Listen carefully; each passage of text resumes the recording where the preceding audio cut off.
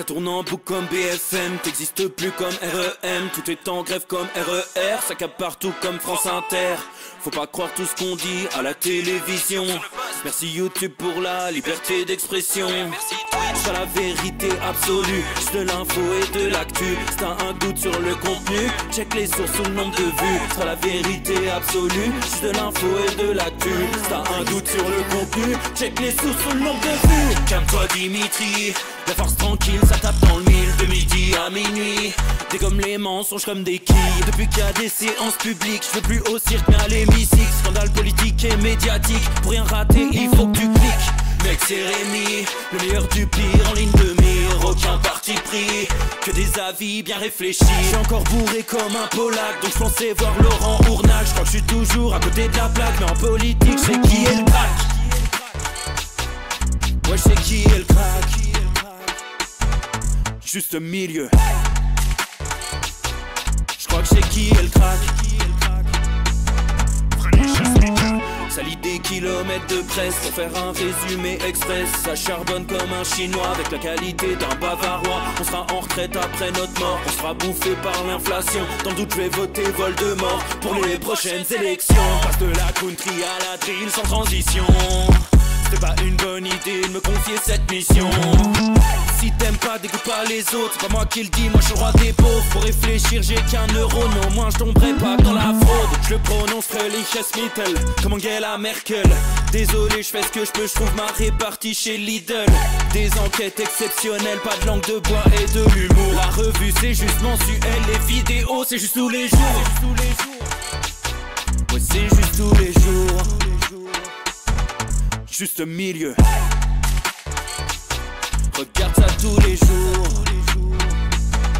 Juste milieu. Désolé pour mon manque de répartie. Je sais même pas ce que je débite. C'est dur la géopolitique. Ou un peu comme ma... République. Ma République, non? C'est dur la République quand même, non? Ouais? Non? Ah non, c'est mou, non? Ouais, les mecs se font chier, on dirait un peu. Ouais, c'est un peu mou. Enfin, ça dépend dans quel pays. Ouais. Bah, j'y connais pas grand chose, moi. Et c'est quoi une démocratie déjà?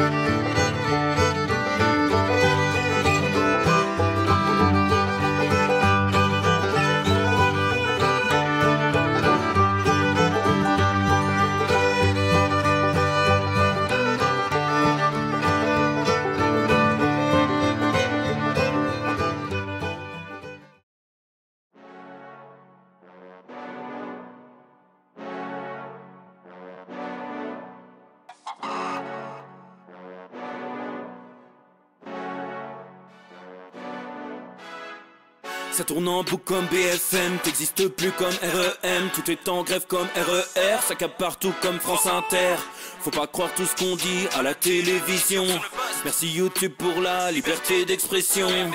C'est la vérité absolue, juste de l'info et de l'actu. Si t'as un doute sur le contenu, check les sources ou le nombre de vues. C'est la vérité absolue, juste de l'info et de l'actu. Si t'as un doute sur le contenu, check les sources ou le nombre de vues. Calme-toi Dimitri, la force tranquille, ça tape dans le mille. De midi à minuit, dégomme les mensonges comme des quilles. Depuis qu'il y a des séances publiques, je veux plus au cirque mais à l'hémicycle. Scandale politique et médiatique, pour rien rater il faut que tu cliques. Mec c'est Rémi, le meilleur du pire en ligne de mire. Aucun parti pris, que des avis bien réfléchis. J'suis encore bourré comme un Polac, donc j'pensais voir Laurent Ournal. J'crois que j'suis toujours à côté de la plaque, mais en politique j'sais qui est le crack. Ouais j'sais qui est le crack. Juste milieu. J'crois que j'sais qui est le crack.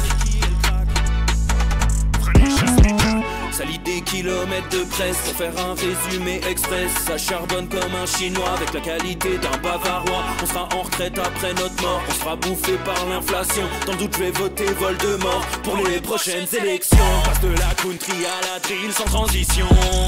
C'était pas une bonne idée de me confier cette mission. Si t'aimes pas, dégoûte pas les autres. C'est pas moi qui le dis, moi je suis roi des pauvres. Pour réfléchir, j'ai qu'un euro, mais au moins je tomberai pas dans la fraude. Je le prononce Mittel, comme Angela Merkel. Désolé, je fais ce que je peux, je trouve ma répartie chez Lidl.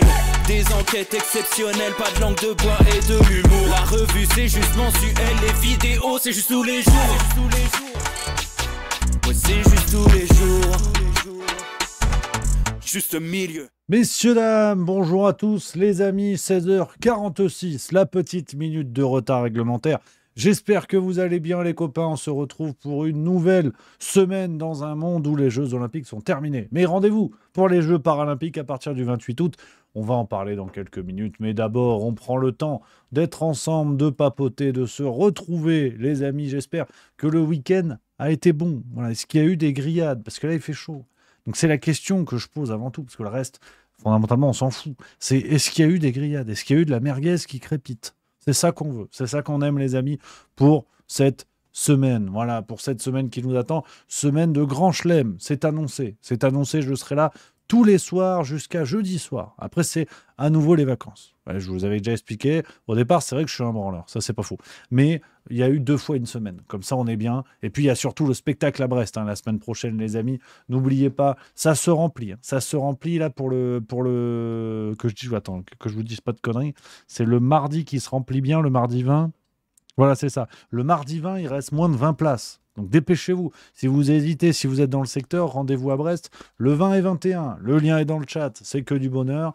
Et donc voilà, je ferai quelques jours en vacances en Bretagne autour de ça. On va se ressourcer un petit peu. Et après, plein gaz. Après, du retour des vacances jusqu'au 31 décembre, ça va être un festival. Et à mon avis, il y aura de quoi faire. Donc voilà les amis. Ce qui vous attend, je vais encore un petit peu vous abandonner dans ce mois d'août, mais après on sera ensemble jusqu'au bout de la nuit. Qui ça, les démons de minuit, évidemment. Et 1000 images qu'on embrasse, bien sûr, les copains. Merci beaucoup pour les subs à l'Astromanov56 qui vient de sub 7e mois, IMD81 pour le sub 23e mois, extraordinaire. Mister Serizao 76, un fidèle parmi les fidèles, 25e mois. Princesse Parfaite 2610, le 8e mois, c'est magnifique. Marie F 1003 pour le 15e mois, merci beaucoup camarades. Et on est pas mal pour aujourd'hui. Alain Pontieri, 29e mois, mon Alain Pontieri que j'embrasse. Ça c'est de la fidélité parmi la fidélitade. Voilà, ça fait plaisir. Il y a Kiman70, alors qu'on va être obligé de bannir à vie. Excusez-moi, on va parce qu'il dit des choses qu'il faut pas dire. Il dit coucou Rémi, je mange une tarte aux fraises. Bah non en fait. Faut pas dire ça parce qu'après j'ai faim, après je baille, après je suis énervé. Donc, si on peut bannir à vie les gens qui parlent de nourriture dans le chat, ça m'arrangerait. Voilà, c'est normal, c'est mon émission, c'est de l'administration comme je l'entends. Donc, c'est normal, voilà. Ouais, tarte aux myrtilles pour Tomic 302, bah c'est pareil, ça dégage. Engrim Van Hortman, qui vient pourtant de sub 30e mois, on a envie d'être gentil. Bah non, ça dégage, parce qu'il dit, moi c'est une bonne glace. Bah non, voilà, non. Non, c'est pas normal. Merci à Fu8 pour le subprime 11e mois également. Non, mais je déconne. Ouais, mais voilà. Snimnard qui dit je relance avec du Saint-Nectaire acheté tout à l'heure. C'est bon le Saint-Nectaire. C'est bon avec un peu de pain comme ça. C'est bon. Ouais, faut pas dire des trucs comme ça. C'est pas bien. Ouais. Tu vois, j'avais prévu des trucs et tout. J'allais vous faire le bilan des Jeux Olympiques 2024. J'avais envie de parler de ça, de faire une analyse avec des trucs intelligents, des références. Vous alliez encore vous dire, mon Dieu, quel génie. Là, j'ai plus envie. Là, il y a de plus fortes chances que vous alliez vous faire cuire le cul, hein. Parce qu'on ne parle pas de nourriture comme ça à des gens gros qui essaient de s'affiner, hein. C'est pas bien, hein. C'est pas bien, hein. Donc voilà, hein. Voilà. Puis tu vois, il y a des nouveaux en plus qui déboulent. Il y a Wuthering, je sais pas comment on dit, on va dire Wuthering, qui dit dans le chat: j'assiste à mon premier live, parler du Saint-Nectaire, ça me va, cela dit. J'aime bien. C'est aussi l'esprit. C'est que tu as des gens qui déboulent intéressés par l'actualité et qui voient un type qui parle de fromage, comme ça, et qui menace des gens dans son chat parce qu'il parle de glace. C'est vrai que c'est pas courant, ceci dit. J'en conviens que c'est pas courant. Mais non, ça fait plaisir. Ça fait plaisir. Fu8, très bonne veine, qui dit: vu la chaleur qu'il fait, mon cul est déjà cuit. C'est malin. Ça, c'est bien joué. Ça me plaît. Et il y a Olivier Mars, 13, qui nous lance l'émission de Main de Maître, qui dit: tu as vu l'article dans Libé sur la sodomie hétéro, moins fun que la bouffe, mais bon, je vais y venir. Je vais y venir. C'est l'un des sujets du jour. Je ne pouvais pas laisser passer ça. Ah, je sais pas ce qu'ils ont, mais les médias ont un message pour nous. Ils ont quelque chose à nous dire. On va y venir dans quelques minutes. Je prends le temps, hein, que tout le monde s'installe. Je salue tous les copains qui sont là. Il y a Val Keneni qui dit: coucou, je te regarde depuis la baignade au bord du lac. Ça fait plaisir. Ah, je me suis bien baigné pendant les vacances. Encore hier, j'étais au lac d'Yverdon. Pour ceux qui connaissent, plage d'Yvonan, c'est sympa comme tout. Je me suis régalé. Donc, tu es à quel lac, toi, Val Keneni? Explique-nous. Parce qu'il y a aussi le lac, excellente chanson de Julien Doré, bien évidemment. Voilà un petit peu les amis, on va y aller plein gaz. Alors, je le dis à tous nos copains qui sont sur Twitter et Facebook, les copains, venez sur Twitch, on va l'expliquer à chaque fois, mais ça ne veut pas rentrer. Comme disait Benjamin Griveaux, venez nous voir sur Twitch directement pour faire péter l'algorithme. On fait péter l'algorithme et ça permet à des gens, à des petits nouveaux qui ne connaissent pas, de venir sur la chaîne, de dire: tiens, c'est quoi ce truc avec plein de gens? Et là, hop, là on les piège et on parle de fromage. C'est ça le truc. Donc pensez à ça, les amis, que la secte du juste milieu se développe en bonne et due forme, si j'ose dire. Voilà les amis. Donc venez, je vous ai mis le lien en commentaire sur Twitter et Facebook, allez-y. Merci à Super Dupont pour le sub 6e mois, merci beaucoup. Val Keneni qui nous répond, qui dit: lac à côté de chez moi dans le Morvan, ça c'est sympa. Je suis jamais trop allé dans le Morvan, si je dis pas de conneries. C'est un coin que j'aimerais bien découvrir. Ça me plaît bien, ouais, c'est sympa. Ouais, j'y suis même jamais allé là-dedans, hein. Ouais, non, c'est un coin que je connais pas, ça. Ça me plaît bien. Donc voilà un petit peu, les amis. Alors, on va y aller déjà en douceur. Et le pire, c'est que je voulais en parler ce matin. Vous savez, la petite séquence sur les réseaux sociaux, la petite vidéo autour de 9h, quoi, pour commencer la journée en détente. Au départ, je l'avais faite sur ça. Mais ce sera demain. Je vous spoil, j'en ai fait 2 ce matin. Ouais. Pourquoi pas, hein. Pourquoi pas, après tout. Et alors là, je me suis dit, les journaux ont un message pour nous, les amis. Les journaux ont un message pour nous. Alors, je préviens, s'il y a des modérateurs de Twitch ou de je ne sais quel réseau social qui voudraient censurer la chaîne, je préviens tout le monde, je vais vous montrer un cul. Mais c'est pas moi qui décide, c'est Libération, hein. Donc, s'il y a des gens à sanctionner, c'est Libération qui en ont fait l'image de l'article. Donc, ouais, d'ailleurs, c'est dans l'édition papier aussi, je vais vous le montrer. Moi, je vais vous le montrer, la photo, hein, attention, hein, vous ne méprenez pas, hein. Parce que moi, je suis quelqu'un de tout ce qu'il y a de plus sympa, le respect, les droits de l'homme, même si là, on est plutôt au niveau des droits de l'homme. Vous allez comprendre. Libération du 11, c'était dans l'édition du 10, ce week-end. Je vous retrouve dans l'édition papier, comme ça, vous pourrez bien voir que ça a été imprimé, cette connerie. Non, je crois que c'est dans l'édition du 9. Non, c'est là. Ah oui, non, c'est là. Ah oui, d'accord, il y en a même une autre qui est encore plus claire. Impeccable. Nickel. Bon, je vais vous montrer. Ça, c'est dans l'édition de Libération du 10 août 2024, si vous avez envie d'aller l'acheter. On va se faire sanctionner avec des trucs comme ça. Il y a clairement des doigts dans un fiac, hein. C'est un risque que tu prends, quoi. Même oui, mais c'est pas moi, c'est Libération. Ouais, je sais, mais les robots, ils calculent juste une image, des fois. Ouais, je vais pas le faire, du coup. Je sais pas. Je vais juste décrire ce qu'il y a en bas.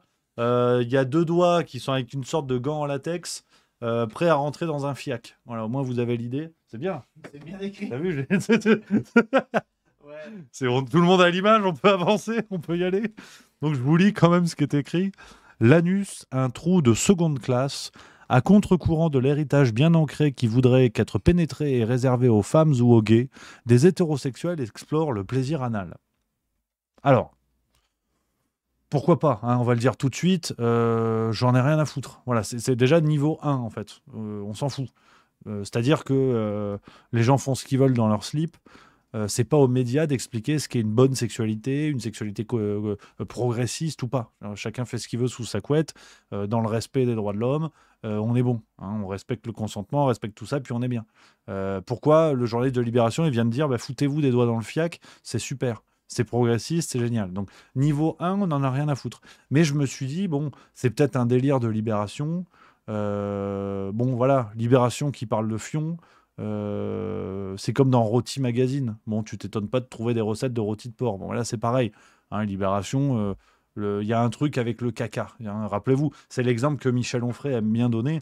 Libération qui avait publié une tribune il y a 2-3 ans où on expliquait l'intérêt de la coprophagie, tu vois, de manger ses excréments, très clairement. Onfray en parle souvent, ça lui avait pas plu à Michel. Donc pour vous dire, voilà, Libération, le journal de la cause idéologique du moment, bah, nous publie ce genre de truc. Mais pourquoi pas, tu vois. Or, et là, patatras, on a eu ça dans le Parisien aussi. Ce qui m'excite le plus, c'est d'être dominé par une femme. En couple avec sa compagne depuis 10 ans, Simon est parti à la conquête du plaisir anal. Voilà. Alors eux, ils ont mis une glace avec un plug anal dans la glace. Là, j'ai pas de blague. Hein. Au moins, bon, déjà, c'est pas des doigts dans un fiac, mais l'illustration du Parisien, c'est une coupe de glace. Il y a le petit parasol, il y a le triangle à manger, ça c'est bon. Et il y a un plug anal dans la glace. Ça ne s'invente pas. C'est vrai que je cherchais des blagues pour le nouveau spectacle à Brest. Bon, ben on est bien là. Donc tout ça pour vous dire, parce qu'on va pas faire 8 heures sur un fion, vous en doutez bien. Tout ça pour vous dire que nos médias ont un message pour nous, à mon avis. À mon avis, c'est en train de devenir la nouvelle tendance. C'est la sodomie hétérosexuelle, c'est le progrès. Il faut y aller. Il faut y aller plein gaz. Donc apparemment, c'est un sujet médiatique. Voilà. Donc on ne le dira jamais assez. Détournez-vous des médias alternatifs qui relaient des théories complotistes, qui relaient des positions parfois pro-Poutine et qui en plus n'ont pas l'audace progressiste de se foutre des doigts dans le cul. Donc voilà. Bon, après, non, faisons pas une généralité, soyons bien d'accord. C'est aussi pour la vanne que je vous parle de ça, parce que les 2 articles sont sortis en 2 jours. Peut-être que c'est l'été, il y a un côté un peu léger, tu sais, opération bikini et tout le monde, je sais pas, va faire de la spéléo dans son cul. Enfin, voilà, non mais tu sais pas, c'est les vacances. Peut-être que les journalistes se sont dit, on se détend, voilà. Donc bon, tout ça pour dire que merci à Libération et aux Parisiens de voilà, nous mettre bien comme on dit. Ça, c'est pour la petite tendance du moment, les amis, dans ce qu'on a vu passer ces derniers jours dans les journaux. Après, c'est vrai que pas grand-chose d'autre, les amis. En ce moment, tu sens que c'est les vacances. Donc c'est peut-être pour ça qu'il y a la place pour ce genre de conneries. Et je le redis, hein, c'est pas une connerie au sens de je prends position ouvertement contre la sexualité anale chez les hétéros. Hein, je m'en fous. Je le redis, j'en ai rien à foutre.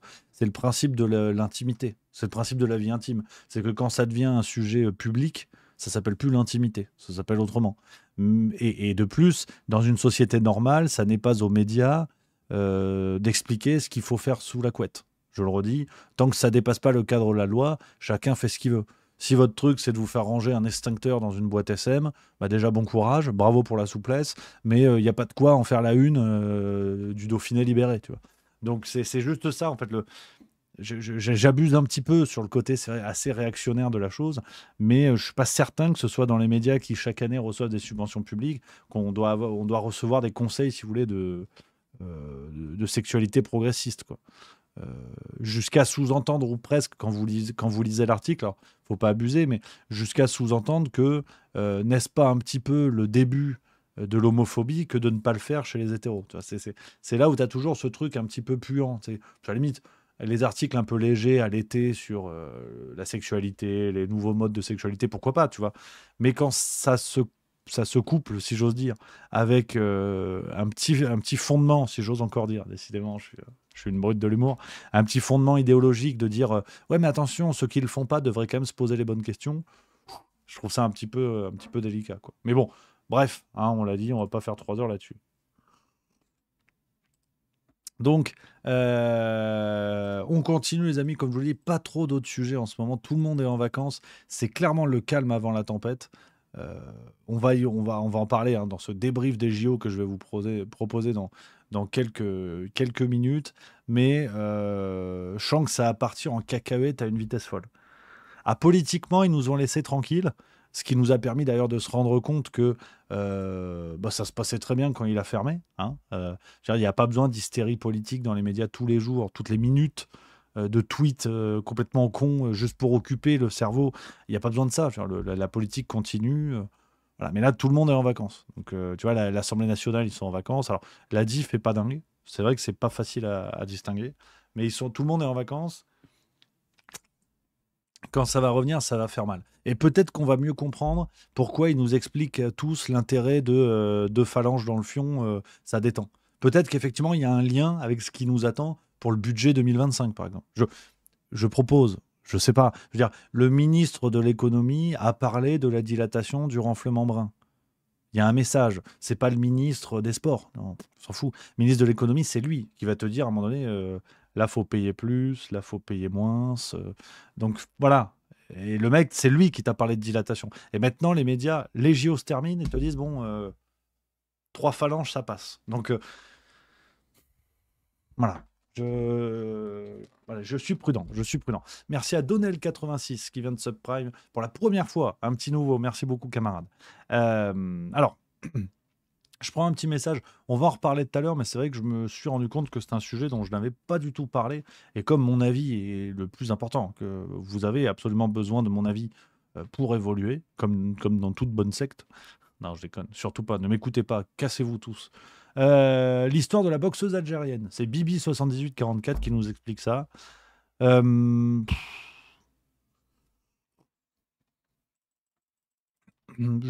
trouve que ça ressemble très clairement à une polémique préfabriquée. Très franchement, je vais pas vous faire un cours là-dessus ou vous dire que j'étais au courant et j'ai dénoncé ça depuis 6 mois. C'est pas vrai. C'est pas vrai. Je ne connaissais pas l'identité de cette personne. Donc, Iman Khelif, elle s'appelle boxeuse algérienne. Je ne savais pas du tout ce qu'elle faisait avant. Je ne savais pas que ça faisait discussion, que ça faisait débat, pardon.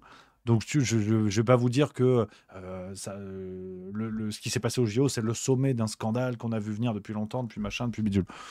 L'impression que j'ai eue, c'est que ça a été vraiment l'affaire dans les JO qui a fait parler à beaucoup d'endroits, qui a mélangé beaucoup de choses. On a à peu près tout entendu.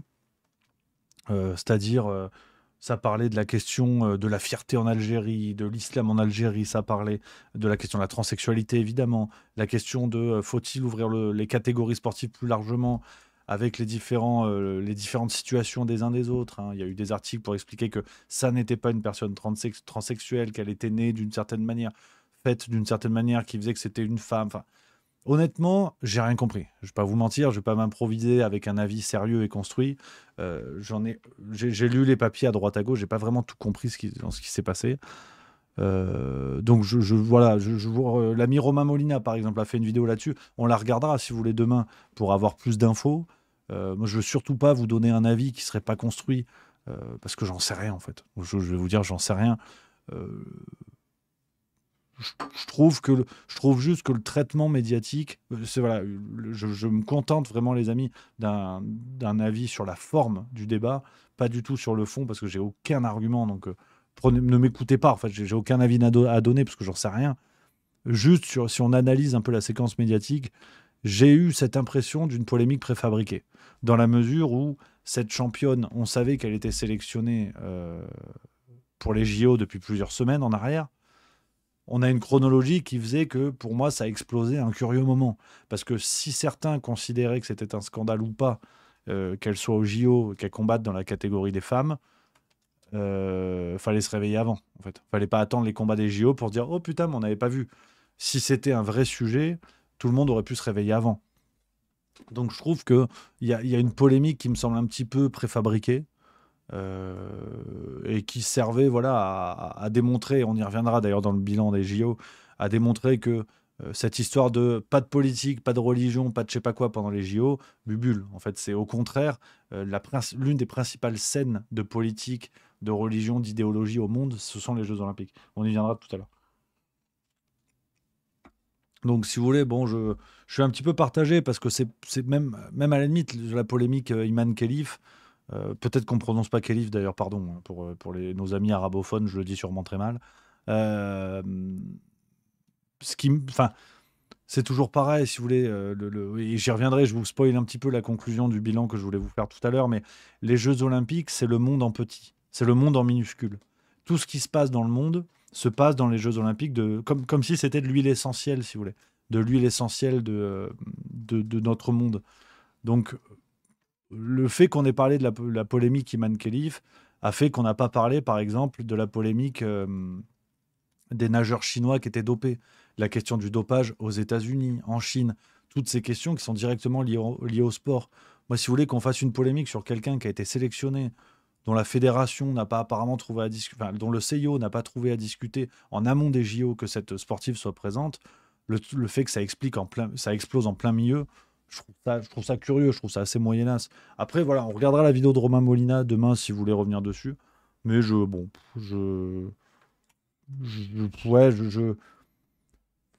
je trouve que c'est une fausse polémique. Puis d'ailleurs, dans les cas de vraies personnes transsexuelles, hommes se revendiquant femmes, qui vont dans les catégories féminines défoncer leur corps, même avec du danger. On avait vu en UFC hein, un homme qui se disait femme, qui avait combattu, qui avait causé des dommages crâniens, mais gravissimes à certaines de ses opposantes. Là, il n'y a pas de polémique. Là, tout le monde s'en fout, alors que c'est gravissime. Que s'il y a une manifestation du patriarcat, c'est bien celle-là également. Enfin, un jour, il faudra poser la question. Donc, si vous voulez, c'est là où ça m'embête. C'est que Iman Khelif, elle a mangé. Tout le monde s'est acharné contre elle, à tort ou à raison, je le redis, j'ai pas les éléments. Mais des polémiques comme ça qui auraient été bien plus justifiées sur des hommes de naissance se disant être femmes et combattant ou étant en concurrence contre des femmes, on en a vraiment des cas comme ça. Et là, nos médias n'en ont jamais parlé, ça n'a jamais été relayé. Pourtant, sur les réseaux complotistes, on en parlait déjà. Donc, ouais, je sais pas. Je trouve ça le seul truc intéressant, et pour finir là-dessus et passer au bilan des JO, les amis, pour moi, le seul truc intéressant, et je dis ça premier degré, c'est que l'affaire Iman Khelif nous a montré qu'il était possible de prouver qu'on était une femme avec des photos d'enfance et que tout le monde a des photos d'enfance. Tout le monde. Tu vois, là, en l'occurrence, en Algérie, c'est le papa d'Iman Khelif. Il a été interviewé, il a montré des trucs quand elle était à l'école, quand elle machin, quand elle bidule. Il a dit, bah oui, regardez. Hein, c'est possible. Voilà. Non, mais je dis ça à la cantonade. Voilà, je dis ça comme ça. C'est-à-dire que quand il y a des soupçons de ouais, cette femme, c'est un homme, bah en fait, pour vous défendre, c'est simple. Tu montres des photos, tu dis bah non. Voilà, terminé. Ah oui, d'accord, pardon. Fin de la polémique. Après, voilà. Toute ressemblance avec une situation étant arrivée ou pas est purement fortuite. Évidemment. Donc voilà, voilà un petit peu les amis ce qu'on pouvait se dire là-dessus. Alors on va passer au gros de la vidéo. Au gros de la vidéo, ceux qui ont pensé que c'était moi, je vous emmerde évidemment. On va passer, je déconne, un petit peu de piquant, dans cette émission.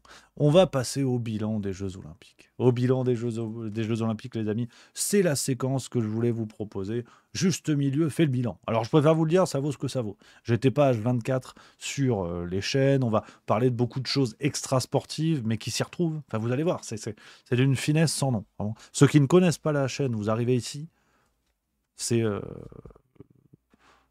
Wikipédia, plus ou moins. Wikipédia, un croisement entre Wikipédia et Carlos, par exemple.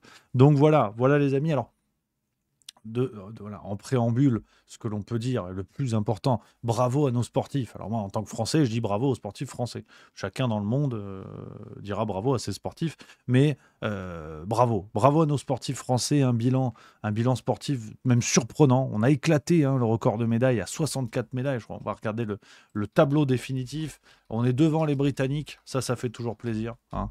Donc c'est vraiment voilà, une super performance qui n'était pas prévue. Et moi, le premier, hein, autre mea culpa, je vous avais dit que même sportivement, ça allait être compliqué. Ben, je suis très content de m'être planté, tu vois. La France finit 5e avec 64 médailles. Au total, hein, on a plus que l'Australie 4e et le Japon 3e. Mais Japon, c'est 20 médailles d'or, l'Australie 18, nous 16. On est devant les Pays-Bas qui sont devant la Grande-Bretagne d'ailleurs, hein. Donc c'est un peu un échec pour nos amis britanniques qui avaient bien fini sur les 2 dernières Olympiades, dont Londres en 2012. Et puis derrière, quand on navigue, hein, on a l'Allemagne, la Nouvelle-Zélande. Il y a tout le monde, hein, tout le monde. Tu vois, tu peux descendre un peu plus bas. Il y a un pays qui m'a fait marrer, c'était un pays de la castagne. Je sais plus, je crois que c'est l'Ouzbékistan. Ils ont eu toutes leurs médailles dans des sports de bagarre. Le judo, taekwondo et tout, c'était génial. Mais bon, tu me diras, on s'en fout. Et voilà, la Zambie, qui est dernière de ce classement avec une médaille, c'est bien. Je crois que tout le monde n'a pas eu des médailles. Mais bon, ça fait plaisir. Ça fait plaisir, les amis. Donc bravo à nos sportifs français, bien évidemment. C'est le plus important, hein. Bilan sportif surprenant, bilan réussi. Tout ça en attendant les Paralympiques à partir du 28 août. Donc on espère également que nos athlètes français paralympiques vont régaler. Ça, c'est important. Et donc voilà, avant de commencer ce bilan, c'est le plus important, les amis. Et double mea culpa, comme je vous l'ai dit, excellent bilan sportif, bravo à tous. Et tout s'est bien passé. Vous le savez, sur Juste Mieux, je vous l'avais dit, je redoutais personnellement un drame, notamment un attentat à la cérémonie d'ouverture, je vous l'avais dit, il ne s'est rien passé, donc tant mieux, bravo, je mange mon chapeau, comme dirait Laurent Alexandre. Moi, je mange mon chapon, parce que je préfère, c'est meilleur, et je vais vraiment le manger. Voilà, n'hésitez pas à m'envoyer des tickets resto, je me filmerai, je mangerai mon chapon avec beaucoup de plaisir. Donc voilà, c'est bien, tout s'est bien passé, c'est le plus important. Nos sportifs nous ont régalé. France 2 a fait un magnifique petit résumé. On va se mettre ça, même pour ceux qui n'ont pas suivi, c'est l'émotion du sport, c'est tout ce qu'on aime. Je vous diffuse ça, ça fait plaisir. Aussi, chez toi, tu as envie de pleurer. C'est normal, on est pareil que toi sur ce plateau. Si tu as peur de demain, peur du vide immense demain, bah, c'est normal, tu n'es pas seul. D'ailleurs, bah, on ne sera plus jamais seul. Parce qu'on a ça qui nous lie comme un pacte qui dit j'y étais, j'ai vu, je l'ai vécu, et toi aussi. Les moments suspendus existent et c'est sûrement parce qu'ils sont éphémères qu'ils nous cueillent avec une intensité qui subjugue, une folie qui transcende et une générosité qui fascine. Tout était là, sous nos yeux, mais tout est mieux. Les moments suspendus existent et ils nous laissent un héritage incandescent. Parfois, ça tient à un garde républicain qui donne tout sur Dja, à un mec qu'on connaît pas, qui a sorti son plus beau slip pour sauver un bonnet de bain. Parfois, c'est juste parce que c'est criant d'humanité, parce qu'on regarde et qu'on s'inspire pour grandir et avancer. Parfois, ça tient à rien, à un petit coup de pouce du destin, à une nonchalance qui donne une célébration iconique dans un sport qu'on n'avait jamais regardé. Parfois, c'est juste parce qu'on entre dans la danse et qu'elle nous emmène loin, cette danse, avec ou sans médaille. Ou alors c'est juste l'amour. Il n'y a que ça en fait, l'amour, sur chaque site de compétition, à toute épreuve, pour la vie et dans chaque geste. Ça tient surtout au mythe, à la grande histoire qui s'écrit juste là sous nos yeux. On sait maintenant qu'on vit dans un pays sublime qui mérite d'être mieux regardé. On était beau, on est magnifique. Et comme nos Français du BMX, dans 5, 20, 30, 100 ans, sur la ligne d'arrivée, quand on se retournera pour vérifier, il y aura tout ça, pour toujours en nous, cette invincibilité. Non.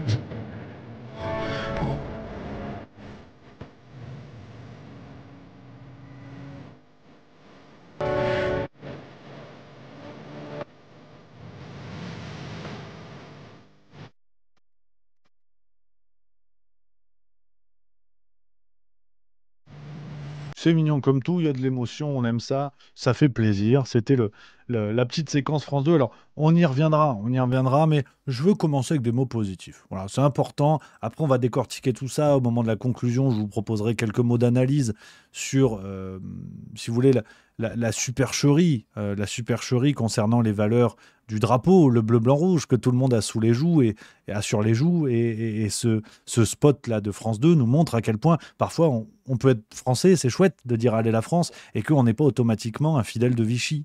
Donc il est intéressant de voir ces élites qui prônent et défendent les valeurs nationales quand ça les arrange, quand elles ont choisi les moments. Donc on y reviendra. Mais d'abord, voilà, on est dans des messages positifs, on l'a dit, bravo à nos sportifs, vivement les Paralympiques pour que ça régale aussi avec nos athlètes paralympiques. Tout s'est bien passé dans l'organisation générale, donc il faut avoir des mots positifs. C'est vrai que C'est pas, voilà, vous connaissez la maison. Parmi les grognons, je suis quand même médaille de bronze, je suis pas mal.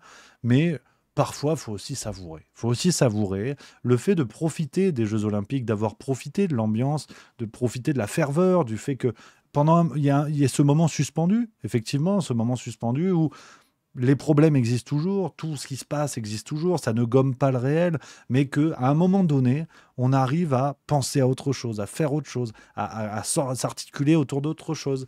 Et je trouve que c'est bien de le rappeler. Ça m'énerve, si vous voulez, ce discours. Enfin, ça m'énerve à titre perso, je vous partage ça.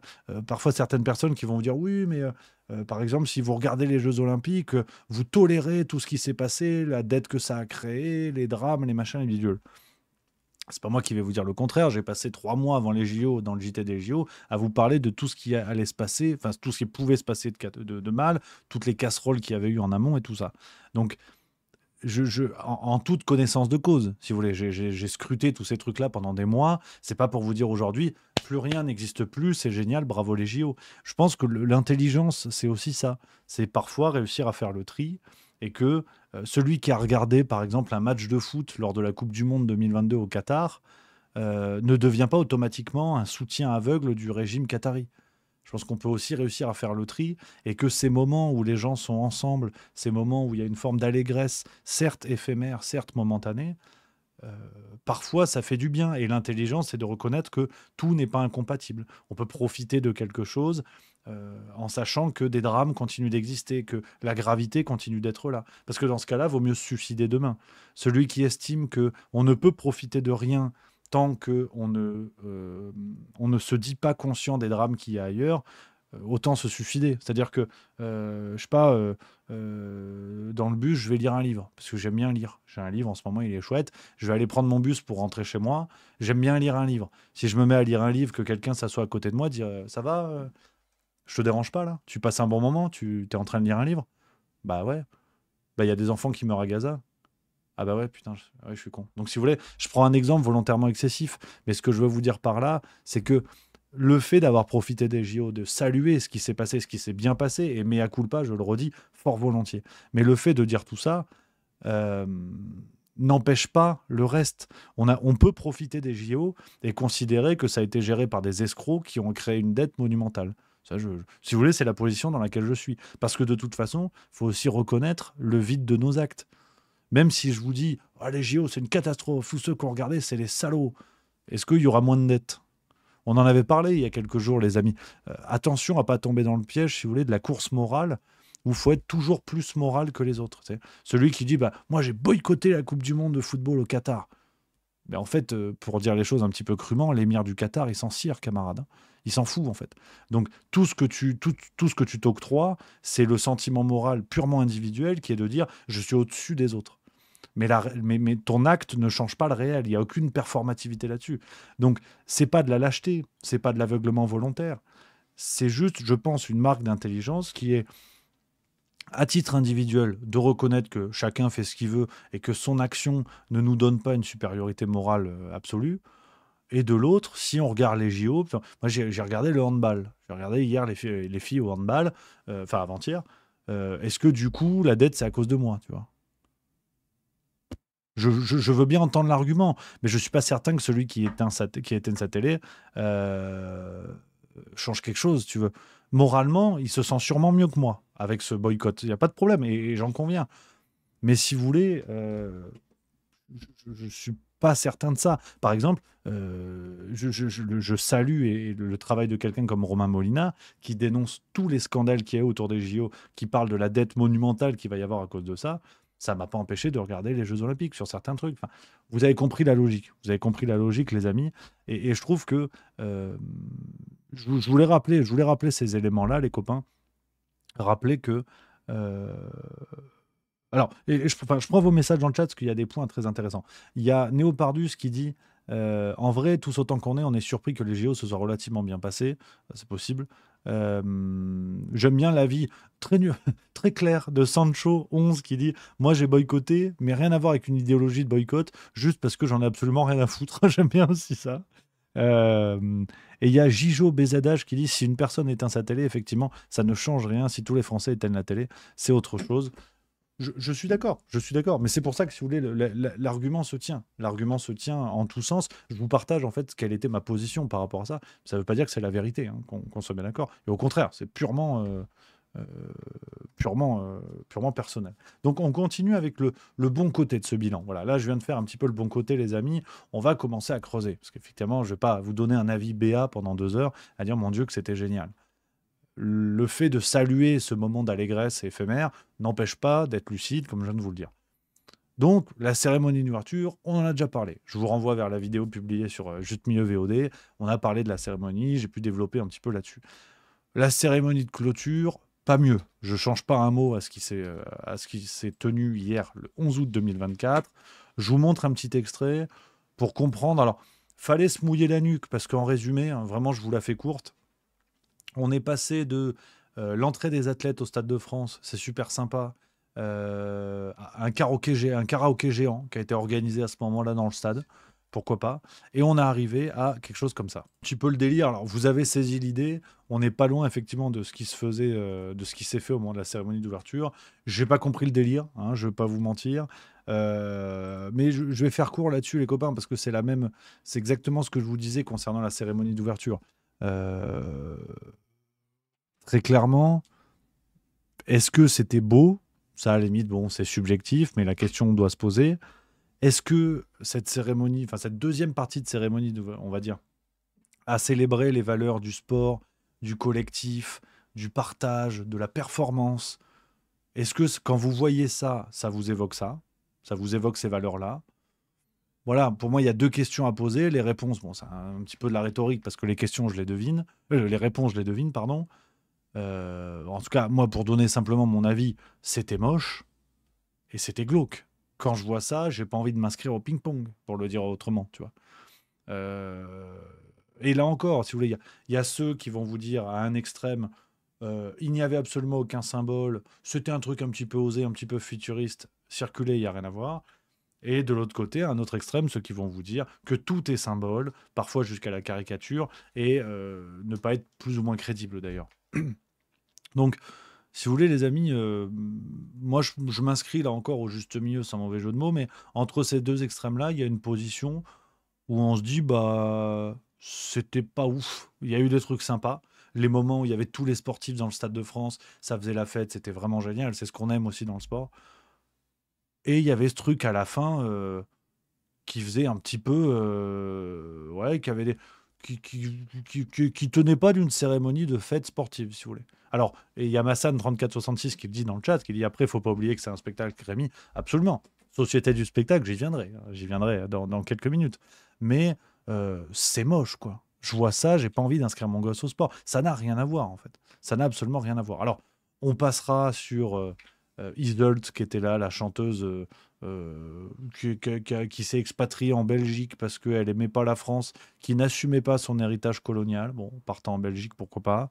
Bon, voilà, hein, sans plus. On a eu des trucs sympas. Il y avait Angèle, il y avait Kavinsky, DJ, sympa comme tout. Il y avait, bon, là, il y avait des trucs, comme la cérémonie d'ouverture. Bof, voilà. Si tu veux, la cérémonie, mon avis, c'est bof. On peut pousser un peu l'analyse, mais je vous renvoie à ce que je vous avais dit sur la cérémonie d'ouverture, c'est exactement pareil. Après, bon, faut voir aussi qui a pensé ça, hein. Voilà un petit peu comment la cérémonie de clôture était présentée par Thomas Joly, hein, le directeur artistique de tout ça. C'est que les invités soient heureux, les invités s'amusent. Et bien souvent, vous savez que c'est ceux qui organisent la fête, qui font le ménage le lendemain, qui préparent avant. Mais tout ce qui compte, c'est qu'au moment de la fête, la célébration soit heureuse, joyeuse, partagée. C'est le job.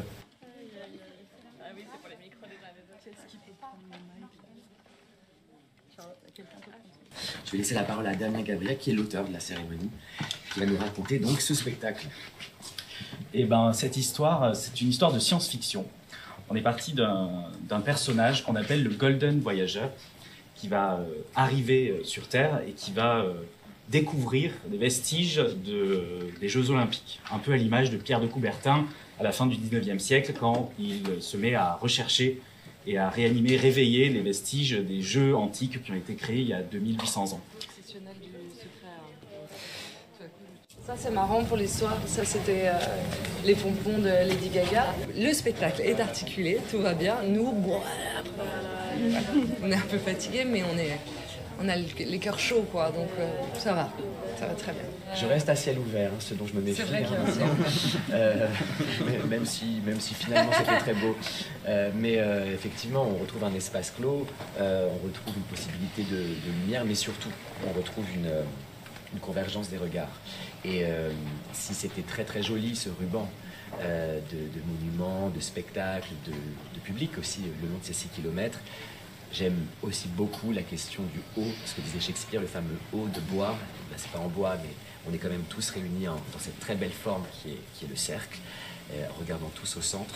Et ça, pour le coup, c'est vrai que ça me permet de pouvoir travailler sur une imagerie plus précise. Voilà un petit peu comment c'est présenté. On comprend pas grand-chose, mais c'est pas grave. C'est pas grave. Voilà, le voyageur, les vestiges. Pourquoi pas? Non, mais je veux dire, pourquoi et pourquoi pas à la fois, voilà, tout en même temps. Alors, il faut avancer. On va pas faire 2 heures sur les cérémonies. On en a déjà parlé, si vous voulez. Je suis pas certain que le plus intéressant dans l'analyse soit là. Vous l'avez peut-être vu ce matin. Je vous ai proposé une petite séquence sur les réseaux sociaux. Je vous la remontre parce que pour moi, on rentre dans le virage. C'est comme en athlétisme. Là, on est dans le virage. Hein. On est vraiment dans le virage. Les Jeux Olympiques sont passés, se sont bien passés, je le redis, c'est le plus important. Et on commence à entrer dans une nouvelle phase qui est mais les JO. Je vous explique ça dans une petite séquence, c'était ce matin, regardez. À tous ceux qui pensent que les Jeux Olympiques de Paris 2024 sont terminés, et non, je suis très heureux de vous annoncer le lancement pour les mois à venir, voire les années à venir, d'une nouvelle épreuve qui va s'appeler Mais les JO. Hein, c'est le Mais les JO, entre guillemets. C'est-à-dire que toutes les questions, tous les débats, toutes les manifestations qui vont avoir lieu en France auront droit à cette réponse. Voilà, le Mais les JO. C'est-à-dire, prochain attentat... Oui, mais les JO, il s'est rien passé. Hein. La dette qui explose, oui, mais les JO, ça coûte cher. Je sais pas, la grève des policiers qui n'ont pas eu de vacances, oui, mais les JO, fallait bien sécuriser. Voilà. Alors, vous pouvez le décliner à l'envie. Hein. C'est comme les livres de merde de Marlène Schiappa. À chaque fois, vous tapez dans le mille. Mais voilà. Petite info pour ceux qui veulent prolonger le plaisir de l'esprit olympique. C'est le Mais les JO. Donc, hashtag Mais les JO, bien sûr, sur les réseaux. Dès que vous voyez les séquences, vous le mettez, on se tient au courant. On va en reparler. Voilà, donc voilà un peu l'idée, les copains. Je pense que là, on va rentrer dans le revers de la médaille, sans mauvais jeu de mots. On va rentrer dans le revers de la médaille parce que, on le sait, on avait 2 choix. Soit ça se passait mal pour des raisons de sécurité, pour des raisons de sport, pour des raisons de je ne sais quoi. Ça se passait mal et nos gouvernants allaient faire ce qu'on appelle dans le métier une Darmanin, c'est-à-dire ouais, mais c'est la faute des supporters anglais, c'est la faute de la météo, parce qu'en fait ma mère elle est femme de ménage. Enfin, on aurait eu ce qu'on appelle vraiment aujourd'hui techniquement une Darmanin, c'est-à-dire qu'il y a toujours une cause extérieure. Or, là, ça s'est bien passé, il faut le redire. Et malheureusement, il faut se préparer à la parade, comme à Disney. C'est tous derrière la queue de Mickey. La parade, comme à Disney, de nos politiciens qui vont arriver en disant « On vous l'avait dit, tous les pisse-froids, tous les peines à jouir qui avaient dit que ça allait mal se passer. » Et ça a commencé. Hein. Vous avez déjà vu des politiciens qui ont dit « Ces jeux sont une réussite, on vous l'avait dit que ça allait marcher, on a machin, on a bidule. » Alors, c'est là où on rentre un petit peu dans le dur. Parce que ce Mais les JO, les copains, comme je vous le disais, c'est très premier degré. Je vous invite, les amis, sur les réseaux sociaux, n'hésitez pas à utiliser ce hashtag Mais les JO, parce que je vais le suivre, et il y a peut-être moyen de bricoler une vidéo d'ici quelques temps. C'est pas de la prédiction, mais c'est sûr que ça va se passer comme ça. Parce que on peut le prendre sous différents pans. Vous prenez, par exemple, le volet économique. C'est exactement ce qui s'est passé avec le Covid et le quoi qu'il en coûte. C'était... D'ailleurs, un petit peu le même raisonnement que je vous tenais tout à l'heure. Hein. Parfois, il y a des nécessités, des moments où on profite de certaines choses en disant ce sont des bonnes idées. Ça n'empêche pas de critiquer la réalité des dispositifs et de critiquer les conséquences. Je vous parlais des Jeux Olympiques. Il y a ce moment d'allégresse, ce moment d'unité qui fait du bien parce que c'est trop rare. Il y a nos sportifs qui réussissent, mais ça n'empêche pas d'être conscient des conséquences et de tout ce qu'il a fallu faire pour en arriver là. Le quoi qu'il en coûte, c'était pareil. Au moment de la mise en place, il fallait être vraiment grognon ou de mauvaise foi pour dire c'est de la merde, il n'y a que des dangers, il n'y aura que de la dette, ça sert à rien. Factuellement, c'est pas vrai. Oui, on ne pouvait pas ignorer le fait que ça allait créer une dette monstre et ça allait entraîner, bon gré mal gré, la chute de beaucoup d'entreprises, et c'est ce qui s'est passé. Mais à l'instant T, ça a permis de sauver des entreprises. On a joué dans des théâtres avec le spectacle qui, s'il n'y avait pas eu d'aide, il n'y aurait plus de théâtre. Donc, c'est là où il faut être... C'est la démarche que j'essaie de porter avec Juste Milieu. Vous le savez, les amis, vidéo après vidéo, dans les contenus. Il n'y a jamais que du mauvais ou que du bien. Ça, c'est la grille de lecture BFM TV. Tout n'est pas blanc ou noir. Il y a toujours une complexité qu'il faut accepter. Si vous regardez le monde en gentil, méchant, blanc, noir, gauche, droite, d'accord, chacun fait ce qu'il veut, mais c'est la grille de lecture BFM TV. C'est-à-dire que voilà, il n'y a pas de nuance possible. Et celui qui nuance, c'est lui qui est dangereux. Donc chez Juste Milieu, on essaie, quel que soit le sujet, d'apporter de la nuance, sauf Mbappé, qui est un connard. Mais ça, c'est gratuit. Ça, par contre, c'est complètement gratuit. Mais tout ça pour dire que, pour moi, on va rentrer dans cette phase où on va payer les pots cassés, mais on va d'ailleurs payer tout court, sur des choses sur lesquelles on pouvait s'attendre, c'est-à-dire s'y attendre, pardon, la dette. Clairement, la dette, ça va créer une dette à Paris. Ça va créer une dette pour la France. Ces Jeux Olympiques, c'est une certitude, c'est une évidence. On va entrer dans cette phase où tout va être justifié par mais les JO. C'est-à-dire qu'on y reviendra dans quelques minutes, il va y avoir un phénomène de décompression, comme après le Covid, et on va avoir ces excuses-là. Les prochains attentats, les prochaines attaques au couteau. Ouais, alors là, effectivement, il y a eu un trou dans la raquette, mais les JO, ça s'est bien passé. Vous avez vu, il n'y a pas eu de problème. La dette, ça va être... Oui, bah, c'est sûr que la dette, là, la croissance, elle a baissé, le machin. Mais les JO, ça coûte cher. Vous pouvez vraiment le décliner à l'envi, vraiment sans aucun problème. Et c'est peut-être la phase qui va être la plus compliquée. Ce qui n'efface pas tout le bonheur, tout ce qui est positif. Je l'ai déjà bien dit, on ne va pas refaire là-dessus. Mais on va rentrer dans cette phase où tout va se mélanger. Et le point de justification, ce seront en permanence les JO. Je vous montre, par exemple, pour vous dire à quel point tout ça est déjà en train de commencer. Regardez sur CNews, ce matin, la chronique de Jérôme Béglé. Écoutez ce qu'il nous dit concernant Tony Estanguet. Sa nomination d'un Premier ministre. Alors deux écoles s'affrontent, celle qui souhaite que le nom de l'heureux élu soit connu le plus tôt possible, c'est-à-dire avant le début des Paralympiques, avant le 28 août, et celle qui prône d'attendre la fin de ces Jeux, donc le dimanche 8 septembre. Alors les premiers disent que la préparation du budget 2025 va être longue, pénible, fastidieuse, et qu'il faut s'y mettre dans les meilleurs délais. Les autres disent que la trêve olympique doit englober les Paralympiques et que l'on doit gâcher le plus tard possible la bonne humeur et le vent d'optimisme qui souffle depuis près d'un mois sur la France. Alors les bruits qui remontent du fort de Brégançon, résidence d'été d'Emmanuel Macron, sont que le président voudrait procéder à cette nomination dans la semaine qui s'ouvre, là, dans les prochains jours, mais n'a pas encore trouvé l'oiseau rare, c'est-à-dire l'homme ou la femme qui serait accepté par les Républicains et le Parti Socialiste. Celui ou celle qui ferait travailler ensemble suffisamment de députés venus de tous les bords de l'Assemblée nationale afin de constituer une majorité à peu près stable pour l'année qui vient.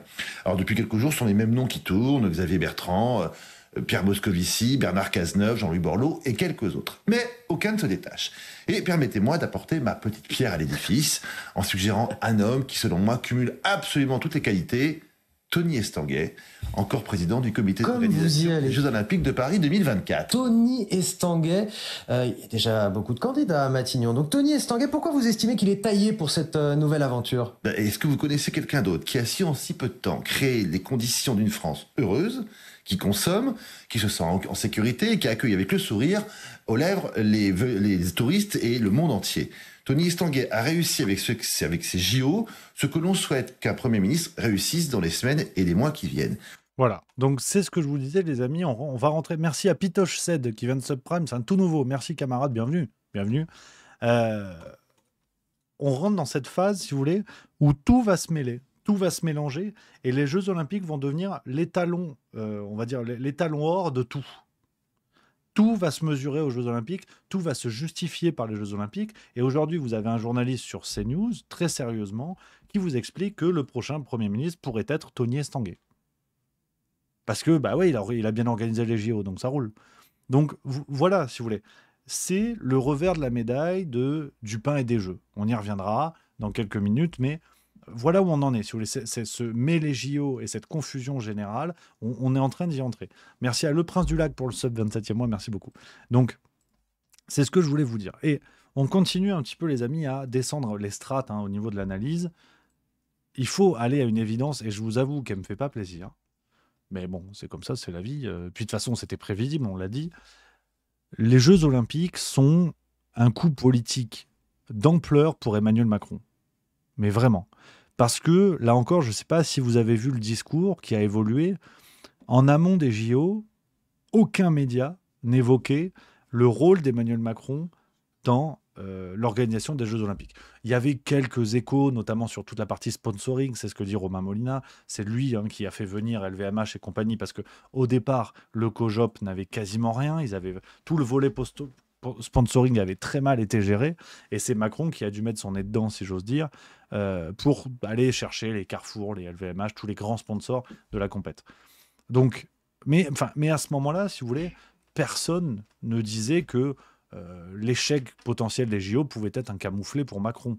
C'était un camouflet pour Hidalgo, pour Pécresse, pour la France, pour le COJOP, pour je sais pas quoi. Mais pour Macron directement, personne ne le sous-entendait franchement. Et là, ce qui est intéressant, c'est que ça devient les Jeux Olympiques de Macron. Une réussite d'Emmanuel Macron. On est en train d'apparenter, avec, comme d'hab, ce culte de la personnalité que l'on connaît bien dans nos médias, on est en train d'apparenter le succès des Jeux Olympiques à la personne d'Emmanuel Macron. Alors, ce qui est profondément nul, parce que déjà, ça n'avait pas été fait avant, et puis ça met à l'ombre tout le travail qui a été fait par d'autres gens. Pour le coup, et vous savez que c'est pas on va dire, mon Pokémon préféré dans le Pokédex, mais il faut saluer le boulot d'Anne Hidalgo, il faut saluer le boulot de Valérie Pécresse, du COJOP. Il n'y a pas que Estanguet, Macron et je sais pas quoi. C'est un travail collectif énorme. Plus de 40 000 bénévoles. Enfin, je suis très intéressé par le fait que les médias sont en train de transformer la réussite des Jeux Olympiques comme presque une promesse de mandat, si vous voulez. Vous avez comme la réduction du chômage ou je sais pas quoi. Ce qui n'était pas le cas avant. Donc, on a là encore un changement de perspective qui est intéressant. Et ça offre un boulevard à Emmanuel Macron sur une mécanique que vous connaissez et qui, là encore, va se répéter, qui est la même mécanique qu'après les présidentielles. C'est-à-dire que, on le sait, Emmanuel Macron est friand de ce genre de choses. Après les présidentielles, il vous expliquait à chaque fois ouais, mais les gens ont voté pour moi. Les gens m'ont réélu. Donc, bon, quand bien même, et on le sait, au moment de l'entre-deux tours, tous les médias expliquaient que c'était Macron ou Hitler. Et tout le monde, enfin, pas tout le monde, mais certains Français votaient Macron par dépit, par opposition au RN ou machin. Peut-être qu'en 2027, ce sera Mélenchon, j'en sais rien. Mais Macron, alors qu'il est bien au courant que ça n'était pas un vote d'adhésion à 100%, utilisait ça. C'est comme ça que la réforme des retraites a notamment été justifiée après les élections de 2022, où il a dit « mais je peux bien dérouler mon bilan, j'ai été réélu ». Et il a raison. Donc pour les Jeux Olympiques, ça va être pareil. Il y aura la justification du « mais les JO », comme je vous le disais, et pour le projet politique d'Emmanuel Macron lui-même, sachant qu'on lui attribue aujourd'hui le mérite de la réussite, ça va être une justification. Et pour des choses que l'on n'a pas voulu voir, alors que beaucoup de médias l'ont dénoncé, dans les médias alternatifs, chez Juste Milieu aussi on l'a fait, mais pour des choses qui collent à un projet politique qui n'a rien à voir avec les Jeux Olympiques. Je pense par exemple à l'utilisation des caméras à intelligence artificielle, dont l'usage a été par la loi autorisé jusqu'en mars 2025. Sauf erreur, les Jeux paralympiques finissent dans un mois. Et à partir de là, on voit bien que les Jeux Olympiques vont être la justification à bien des projets, à bien des agissements qui n'auront rien à voir avec les JO. Donc, pour Macron, c'est un coup politique. Parce qu'aujourd'hui, quand il va dire que ce sera un argument en campagne, j'en sais rien, ou lors du prochain scandale, ouais, mais vous avez vu, les JO, quand même, ça a bien été organisé, quoi. Quand même, il faut mettre ça à son bilan. Ça, mais pareil, je vous le signe, les amis. Je vous le signe. On va entendre ça, mais combien de fois ? Quand il y aura des drames, les chiffres économiques, les prochaines mesures économiques qu'il va falloir mettre en place, parce que le budget 2025, ça va être une catastrophe, vous allez voir qu'à ce moment-là, ça va être le « mais les JO, ça coûte cher », et puis, Macron, on n'a pas n'importe qui aux manettes, quoi. Vous avez vu tout ce qu'il a fait ? Donc, c'est ça aussi qui me fait peur, c'est que c'est un coup politique réussi pour Macron. Les moyens ont été mis en place. On rappelle qu'on avait des milliers de membres de forces de l'ordre du monde entier. On a dégagé les clodos. Enfin, c'était un pari sous bulle. Il faut quand même le reconnaître. Malgré tous les points positifs, c'était un pari sous bulle. malheureusement, les SDF vont revenir, les forces de l'ordre des autres pays vont rentrer chez eux, les habitants de Paris vont revenir. Enfin, voilà, on sait très bien que la bulle va s'arrêter parce que on a tordu l'ordre du réel. Pour le bon et pour le mauvais, visiblement. Mais voilà un petit peu ce qui se passe pour l'aspect politique de tout ça. Et puis, si on continue un petit peu, les amis, je ne vais pas faire des heures encore là-dessus, mais il faut aussi voir certaines choses, et ça répond à certaines personnes qui, tout à l'heure, disaient que il fallait boycotter, que c'était ceux qui ont suivi les JO ont participé un peu à toutes les casseroles qu'il y a eu et qu'il va y avoir et tout ça. Je pense fatalement, et je ne suis pas complètement d'accord comme je l'ai dit, comme j'ai dit tout à l'heure, mais fatalement, du pain et des jeux, ça marchera toujours. Ça fait 2000 ans, ça marchera toujours.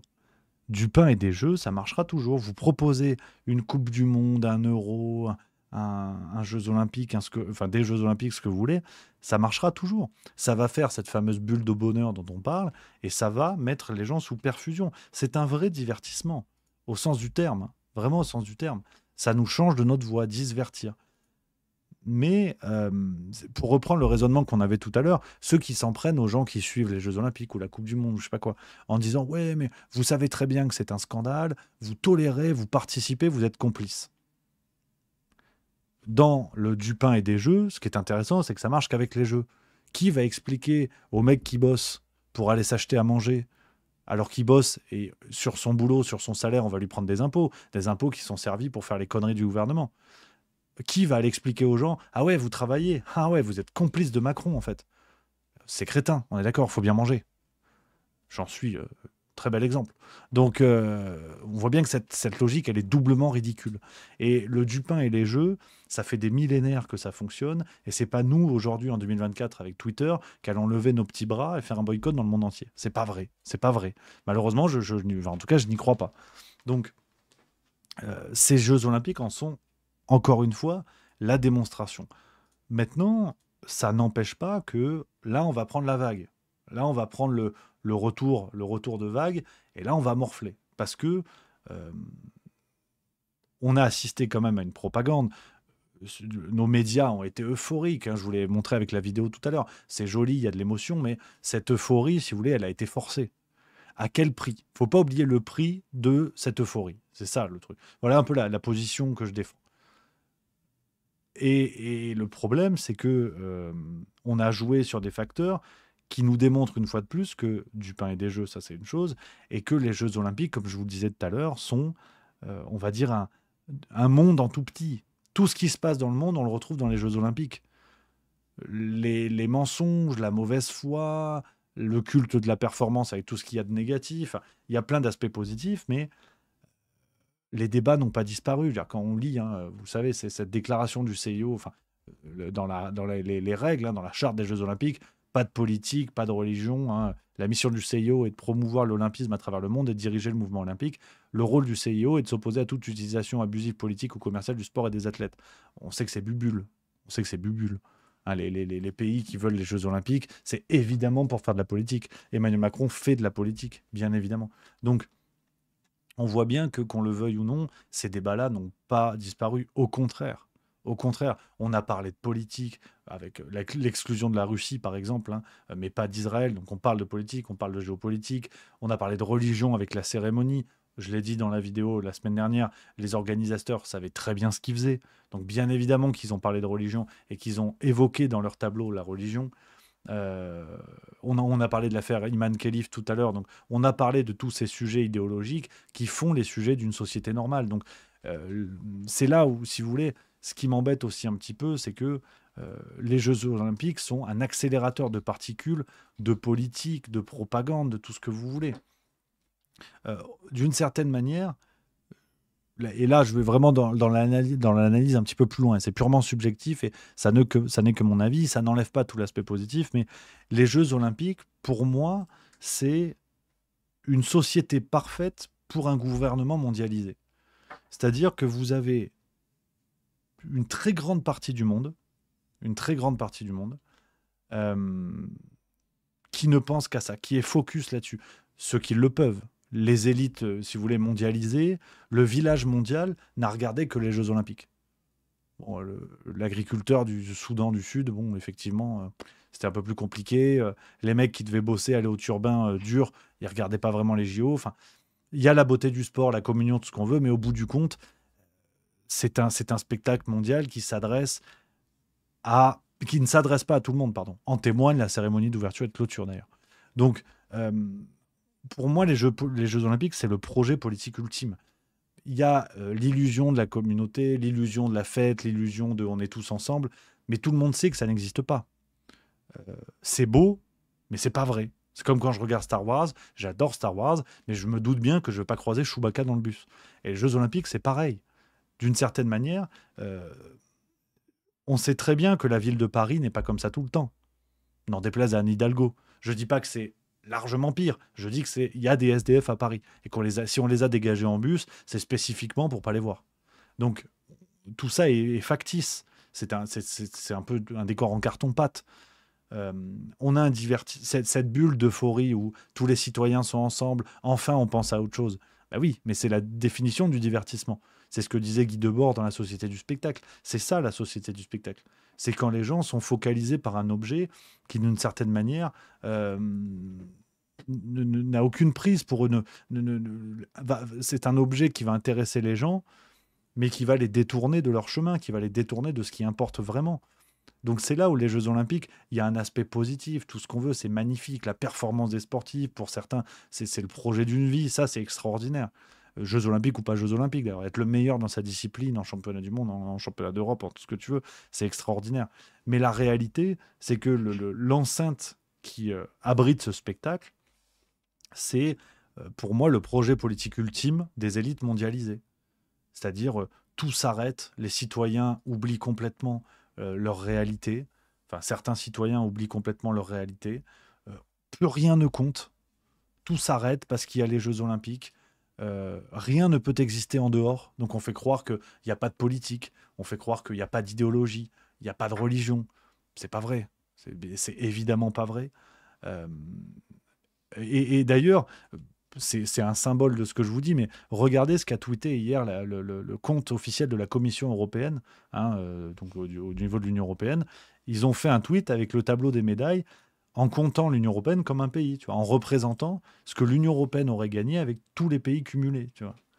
Ça, si c'est pas de la politique, je ne sais pas vraiment ce que c'est. Tu vois, en disant, finalement, si on était l'Union européenne, on aurait gagné. Tu vois. Donc... Et ça finira peut-être comme ça. Donc, je trouve que c'est vraiment très intéressant ce qui se passe, mais malheureusement, plus dur sera la chute. Et notamment en France. C'était le cas en Grèce, ça a été le cas plus ou moins à Londres, plus ou moins à Pékin. Ça a été un peu dur à Sydney aussi, ils avaient mangé.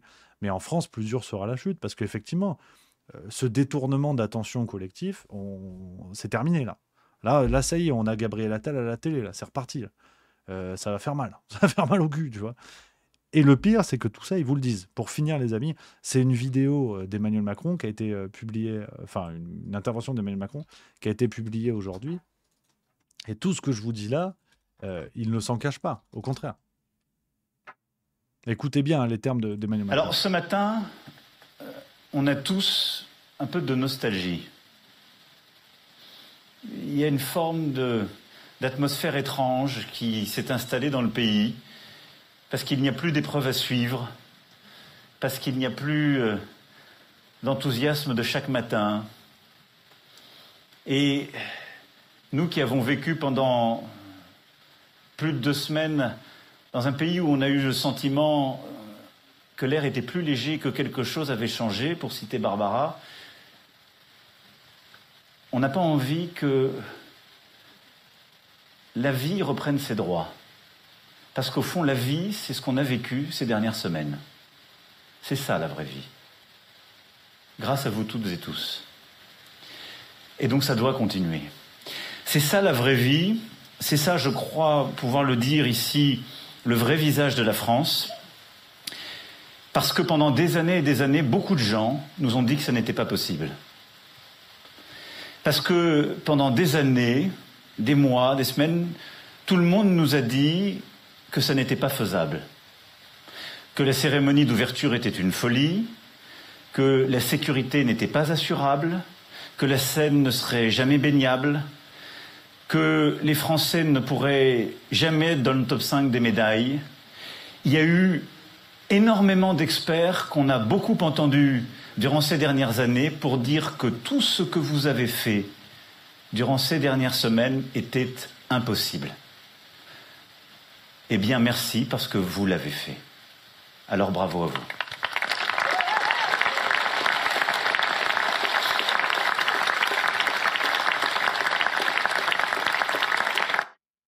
Voilà, c'est ça la vraie vie. C'est ça la vraie vie. Donc voilà, si vous voulez, la perception, hein, la perception d'Emmanuel Macron, en tout cas dans ce qu'il dit. Mais ce qui est passionnant, c'est que moi, je suis d'accord avec lui.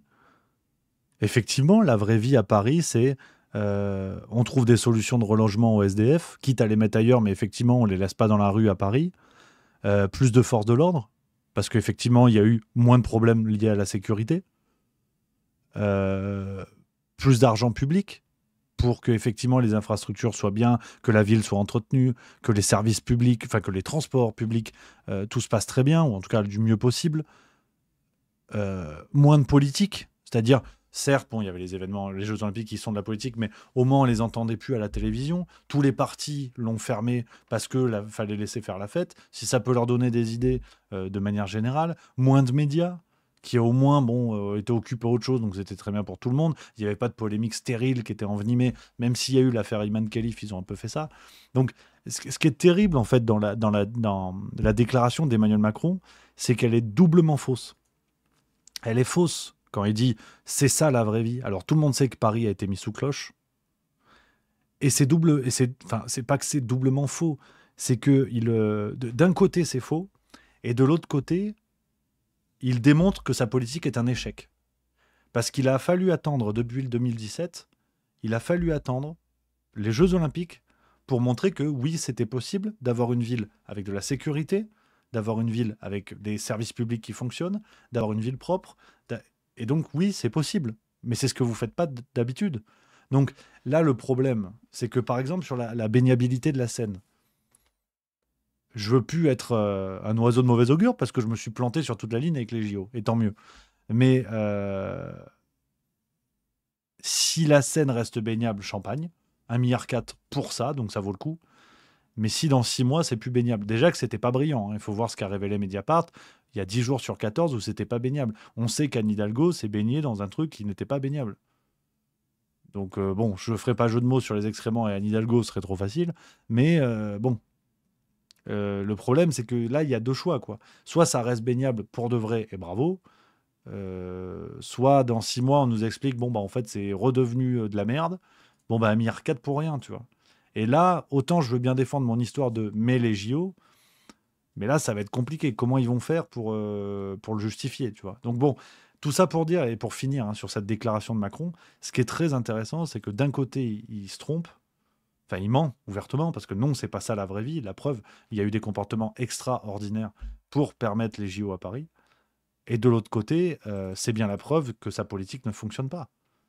Donc, je trouve ça assez dingue pour vous dire à quel point les Jeux Olympiques détournent l'attention, à quel point ça crée une bulle qui est celle-là. Et c'est assez sidérant, les amis. Mais voilà un petit peu ce que je voulais vous proposer sur ce bilan des Jeux Olympiques. Les copains, voilà, je crois qu'on est pas mal. Déjà, on est pas mal sur cette histoire-là, les amis. N'hésitez pas à dire dans le chat ce que vous en pensez. Il y a Marcel The Rock qui dit « Tu craques, Rémi, les mecs ont plongé dans une STEP. » Je ne sais pas ce que ça veut dire, STEP. Il y a des sportifs hospitalisés. Oui, non, mais je suis complètement d'accord. Je l'ai bien dit. Je ne te dis pas que c'est génial. Je te dis que ça n'était pas baignable de base, comme ils l'ont dit. Il y a Mediapart qui l'a révélé. Mais donc, je suis bien d'accord. Après, comment ça va évoluer, ça, pas sûr, quoi.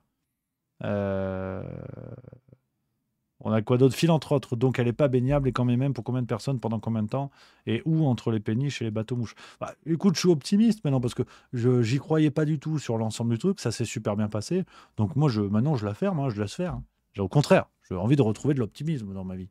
Donc, j'espère que tout va continuer comme ça, qu'il y aura quasiment plus, parce que c'est malheureusement trop difficile à éradiquer, mais qu'il y aura quasiment plus de violence à Paris, quasiment plus d'attaques au couteau, qu'il y aura plus d'attentats, et qu'on aura appris que c'est possible. Moi, je suis chaud. Je signe tout de suite. Je signe tout de suite. Mais comment ils vont justifier ça? Affaire à suivre, quoi. Affaire à suivre. Olivier Marstrez qui dit tu es trop naïf. Ça, c'est vrai. Ça, c'est vrai. Bah, quand j'étais pas naïf avant comme je dis, hein, avant les JO, je me suis planté sur toute la ligne. Donc, faut être confiant. Après, on le disait au début de la vidéo, un peu peur quand même de l'effet de décompression qu'on a eu après le Covid, après le confinement notamment, où il y a cette rupture de la normalité. Les gens étaient enfermés chez eux. Là, il y a eu les JO, l'euphorie et tout. Et que quand on revient à la vie normale, tu sais, en fait, ah oui, mais putain, il faut payer les impôts. Ah oui, mais en fait, Valérie Pécresse, elle est à la télé tous les soirs. Et que là, effectivement, ça part en cacahuète. Donc, affaire à suivre, j'espère vraiment pas, mais affaire à suivre. Donc voilà. Voilà un petit peu les copains sur tout ça, sur ces Jeux Olympiques, ce qu'on pouvait se dire. Voilà. Il y a Mister Seriza 76 qui dit bah non, il n'y en aura plus à Paris, donc ça va pour le reste de la France par contre. Mais bon, tant que les Parisiens vont bien, ça on verra. Ça on verra. C'est vrai, hein, Gilomax 92 qui dit après ça a été possible, mais à quel prix? Il faut de l'aide extérieure. Par contre, les mecs qui ont applaudi et qui sont laissés endormir seront-ils légitimes quand les choses n'iront plus? C'est une réflexion, absolument, c'est une réflexion. Je suis d'accord aussi. C'est vrai que cette bulle cette euphorie, on va dire, où plus personne n'osait dire quoi que ce soit, va se retourner mécaniquement contre ceux qui ont applaudi de bout en bout, qui n'ont jamais vu le problème, jamais dénoncé les problèmes. Effectivement, ça va créer une inversion. On verra. Peut-être que tout se passera bien. On verra. Tu ne m'as pas répondu sur Zoé Sagan, dit Olivier Mars 13. Oui, alors je fais ce que je peux, camarade. Remets-moi ton message, avec plaisir. On finit là-dessus. Gilomax 92, Macron les a eus comme aux législatives. Il sait amadouer les Français, il les a bien cernés. Oui, je suis d'accord. Olivier Marstret, je t'ai envoyé un mail dernièrement. Oui, mais camarade, je fais ce que je peux, mais je réponds pas aux mails en direct. Mets-moi un message ici, je fais ce que je peux pour répondre à tous les trucs. Tu te doutes que j'ai pas tout le temps. C'était par rapport à quoi, Zoé Sagan? Et dis-moi, je te réponds avec plaisir ici. Dis-moi ici. Edo 366, 300 000 spectateurs sous QR code, plus 50 000 fixes, ça pouvait vraiment mal se passer. Ça, par contre, c'est un risque. Effectivement, quitte à redouter, si vous voulez, les lendemains qui déchantent, ça pourrait être une justification du gouvernement de dire ça s'est bien passé parce que QR code, parce que caméra intelligence artificielle, parce que plein de mesures liberticides. Et là, effectivement, la pirouette serait cynique au possible, mais diablement efficace. Donc ça, effectivement, c'est à redouter. Je suis d'accord avec toi. Et Olivier Marstrez qui dit Aurélien Poisson a fait son coming out sur l'identité de Zoé Sagan. Oui. Enfin, qu'est-ce que tu veux que je te dise par rapport à ça? On le devinait déjà. C'est Aurélien Poisson-Atlan. Il y avait déjà quelques articles qui étaient sortis là-dessus. Enfin, c'est par rapport à quoi la réaction? Je sais pas. Dis-moi mon Olivier Mars. Dis-moi tout. Parce que alors, si c'est sur la vidéo de 3-4 heures là, qui a été faite, j'ai pas encore regardé. Donc ça, je te le dis tout de suite. Et il envisage de parler de plein de sujets chauds. Oui, mais comme avant. Donc, si tu veux, bon, c'est la même mécanique que Zoé Atlan, sauf que Zoé Atlan, je mélange tout, que Zoé Sagan. Mais maintenant, il y a un visage. Tu vois. Mais la mécanique de Zoé Sagan, c'était ça. Il devait toujours y avoir des dingueries qui sortaient. Il y en a eu, certes, mais il y a eu aussi beaucoup de promesses qui n'ont jamais été tenues. Donc je sais pas. Faut que je regarde. Après, voilà, je dis ça, c'est gratuit comme propos parce que j'ai pas vu encore la vidéo. Donc je vais la regarder avec plaisir. Et je vous dis, on en reparlera avec plaisir. Voilà, mon Olivier Marstrez qui dit la vidéo est très intéressante. Ben, je vais essayer de regarder ça. Mais tu vois, je bosse, donc je peux pas tout faire. On fait ce qu'on peut. Je vais regarder ça. On va voir, je sais pas quand. Donc voilà. Mais oui, faut que je fasse ça. Je sais pas quand, mais tiens, peut-être sur la route pour aller à Brest. Peut-être si ça fait 3 heures, c'est bien, ça fera un tiers du chemin.